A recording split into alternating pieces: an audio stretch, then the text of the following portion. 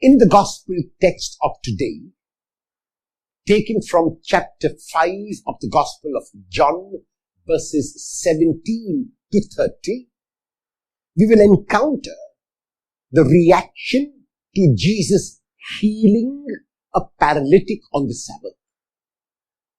In John chapter 5, verses 1 to 9, a man who lay at the pool of Bethesda for 38 years is raised by Jesus, is made well by Jesus through 3 commands: rise, take up your pallet and walk. This man exactly obeys the instructions of Jesus, a man who could not move, who was an invalid for 38 years, now is made whole. He rises, he takes up his pallet and walks. However, because that day is a Sabbath day, and you are not meant to do any kind of work on a Sabbath, the religious leaders who noticed the man walking with his pallet in his hand begin to question him, not knowing that he was ill for 38 years. The man does not give him the background of himself, but only repeats the command which Jesus had given him. In other words, he points a finger at Jesus. He puts the blame on Jesus. He says, I am not at fault. The one who healed me said to me, rise, take up your pallet and walk. And that's why I am blindly obeying him. I do not have a mind of my own. I blindly obey what he says to me.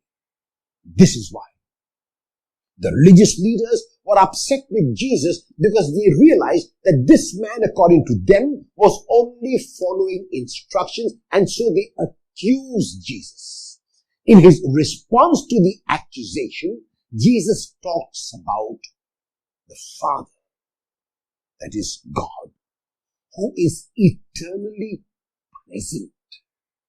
And because God is eternally present, and because for God there is no past and there is no future, for God there is no Sabbath, or every day is the Sabbath day. And that is why the Father can work on all days. The Father can work at every time. And Jesus believes that the Father has given him the same mandate to do what the Father does, because Jesus is totally dependent on the Father and can do nothing without the Father's authority, without the Father's permission, without the Father's grace. So he admits that he is, in a way, following the Father's instructions, and because for the Father there is no past and no future and no Sabbath, or every day is a Sabbath, Jesus can heal on all days.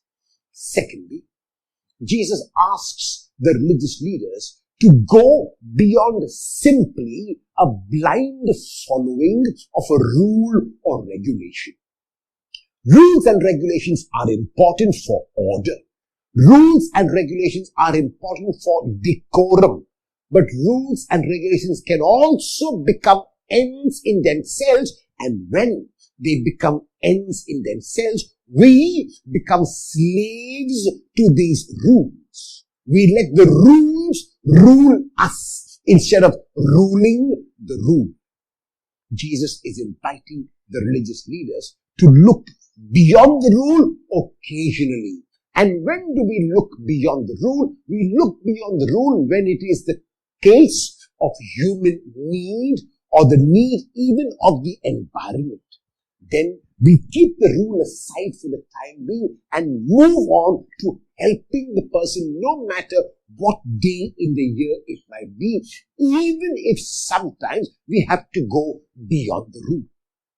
Jesus was always able to discern when he needed to go beyond the rule, because his primary concern was the human being.